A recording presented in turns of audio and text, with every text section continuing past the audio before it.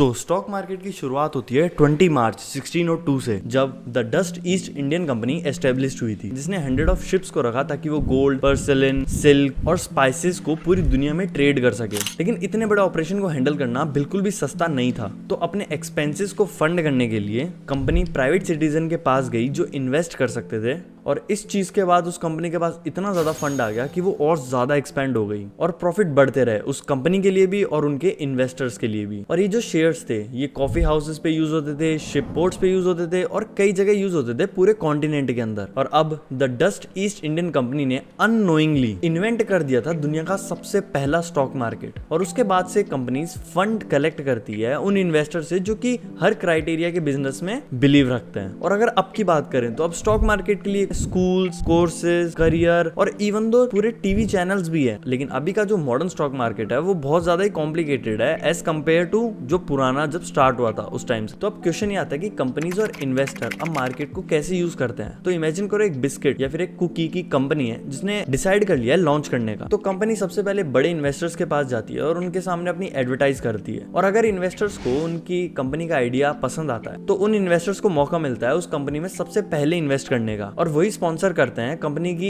Initial public offering IPO। और उसके बाद में कंपनी को लॉन्च करते हैं ऑफिशियल मार्केट पे, जहां कोई भी कंपनी या फिर कोई भी इंडिविजुअल लाइक रिटेलर उसमें इन्वेस्ट कर सकता है जिसको लगता है कि ये बिजनेस प्रॉफिटेबल होगा। स्टॉक खरीदने के बाद एक इन्वेस्टर उस कंपनी का पार्शियल ओनर बन जाता है और इन इन्वेस्टमेंट से कंपनी को और हेल्प मिलती है ग्रो होने में। और जब वो सक्सेसफुल होती है तो और ज्यादा बायर स्टॉक खरीदने के लिए रेडी होते हैं। जैसे जैसे उन स्टॉक्स की डिमांड बढ़ती है वैसे वैसे उन प्राइस की वैल्यू भी बढ़ती रहती है। और जिसके पास ऑलरेडी स्टॉक है कंपनी का, तो अब कंपनी के ग्रो करते वक्त उन स्टॉक्स की वैल्यू भी बढ़ती रहती है। और इस ग्रोथ के साथ कंपनी न्यू इन्वेंशंस लाती है, जैसे कि अगर कुकी वाले की बात करें या फिर बिस्किट वाले की कोई कंपनी की बात करें तो नए फ्लेवर्स लाएगी या फिर तो नई चीजें ऐड करती रहेंगे। लेकिन अगर किसी रीजन से कंपनी कोई प्रॉफिट नहीं दिखा रही है तो पूरी सिचुएशन रिवर्स भी हो सकती है। अगर इन्वेस्टर कैसे भी सोच ले कि उसकी स्टॉक की वैल्यू डिक्रीज होने वाली है तो अपना स्टॉक सेल कर देता है एंड अपना प्रॉफिट निकाल लेता है, जिससे पहले कंपनी लॉस में चली जाए। और अब जब स्टॉक सेल होते रहते हैं तो डिमांड भी और ज्यादा कम होती रहती है, तो स्टॉक का प्राइस भी फॉल करता है। और ऐसे बड़े फॉल्स के बाद इन्वेस्टर्स के बड़े बड़े लॉसेस भी हो जाते हैं unless the company start to look profitable again. तो ये सप्लाई और डिमांड काफी चीजों से इन्फ्लुएंस होती रहती है, जैसे कि अगर मटेरियल का प्राइस चेंज हो गया या प्रोडक्शन टेक्नोलॉजी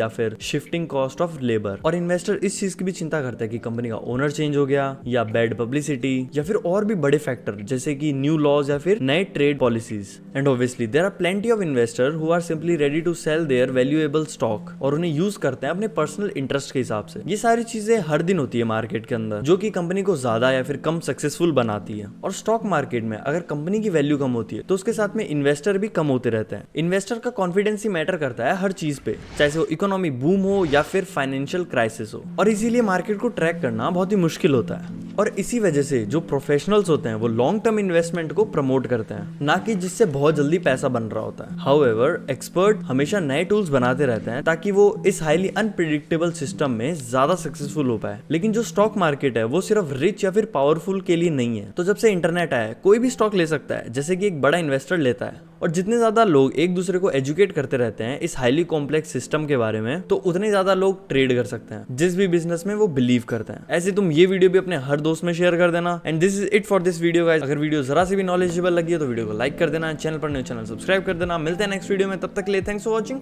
बाय बाय।